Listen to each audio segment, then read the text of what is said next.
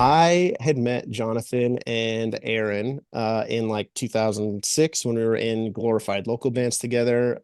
Everyone was booking their own shows on MySpace. And when they came to like my section of the country, I helped them book a few shows. When my band went to Southern California, they helped us book a few shows. Um, so I had known them for a few years. They actually asked me to join the band in 2008 to play guitar, and I was like busy with my own band and some other stuff at the time, and I was like, I don't really want to locate to California, whatever. And then early in 2010, they called me again. They were like, hey, we don't have a bass player right now. If you can play guitar, you can play bass. Obviously, it's just metalcore. Um, but we have these three tours back to back to back. We're not asking you to be in the band, but if you could just come play these shows, that'd be great. And I was like, cool, no problem. So I get to California to do a few shows with them. We practiced for 30 minutes. We only practiced for like 10 out of those 30 minutes. So of like the, 7 song set list that I had learned, I only played 2.5 songs with the band. We got in the van and we drove to wherever to play like what for me at the time was like the biggest show I had ever played, supporting Bleeding Through. And I was playing like the second half of the set with the band for the first time ever. Like no rehearsal, no anything. So it was pretty mental. Like I was in such a like state of disbelief anyway that like this band and the Ghost Inside at that time was like just starting to get some traction. The first Yeah. record had just come out. And I'm like, I also loved Bleeding Through. So I like couldn't believe that I'm suddenly in a band on tour with them.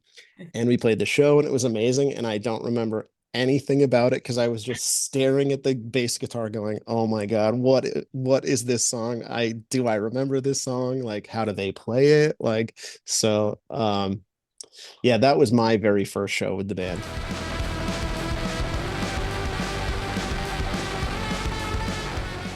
So we're in Japan at the moment.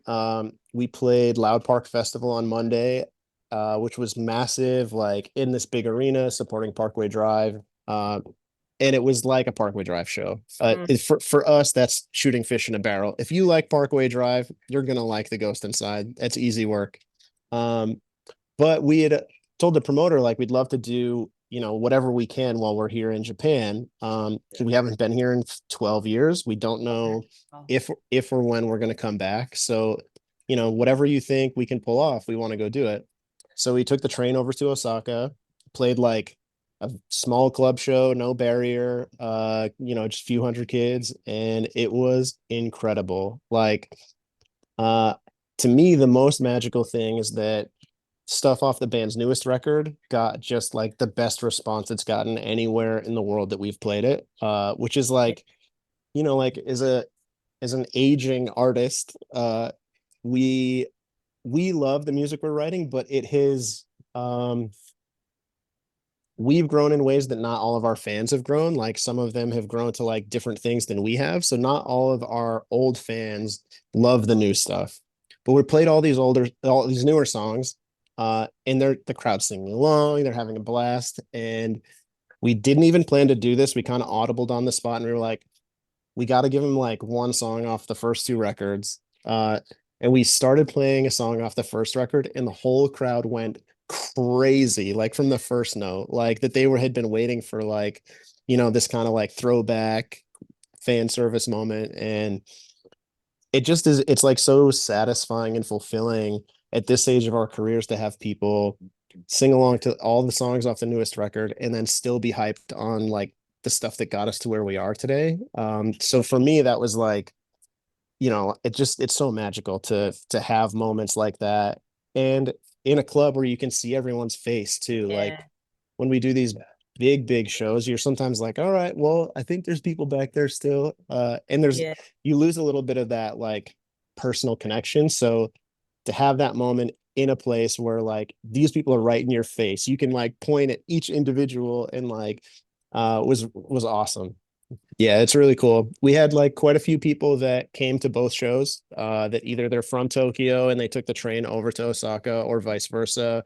Um, just gifts, like people with stuff to get signed. It just incredible like commitment from the fans here. And especially having not been here for, like I said, 12 years, like I this isn't a know. place we come to, and we're not like developing this as like a market we're going to come to every other year. It's just a place that we like to come to, and the band facilitates that. And so we feel really spoiled. The fans here, like, they're going to be amazing, and then you're face to face with it and you're like, this is even so much more than you could have expected. So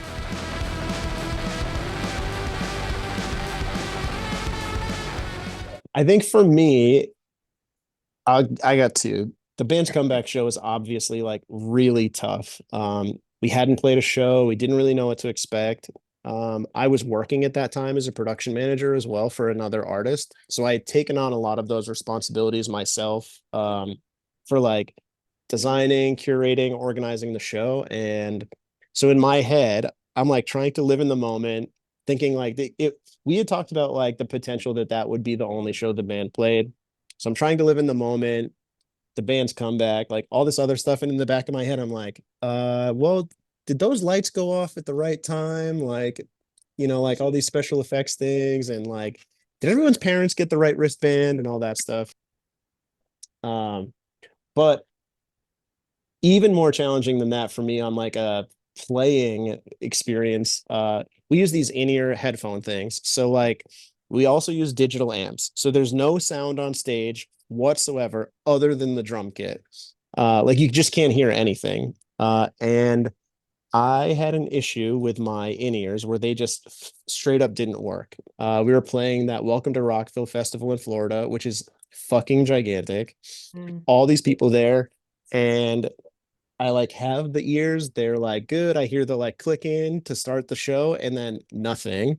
So I'm on stage, I'm like trying to sing. There's like nothing. Like I don't know if my bass is working, like nothing for a full like the first two songs. So I didn't know when to start the second song. It was crazy. And we got it sorted out after, but yeah, just like thrown into that situation where you're like, okay, good luck. Like Yeah. go do your thing. And it was like yeah, it was like trying to play chess underwater or something.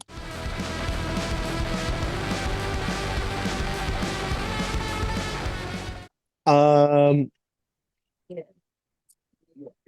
man, we've just been so blessed with so many of these like amazing things that I like continuously can't believe are happening. Like we are genuinely like friends that met when we were kids, and started playing music in our various places. And I just never thought that music would carry us this far. And like each time I think we've like hit the ceiling of things and like we've fulfilled all our dreams, like another chapter unfolds in front of us.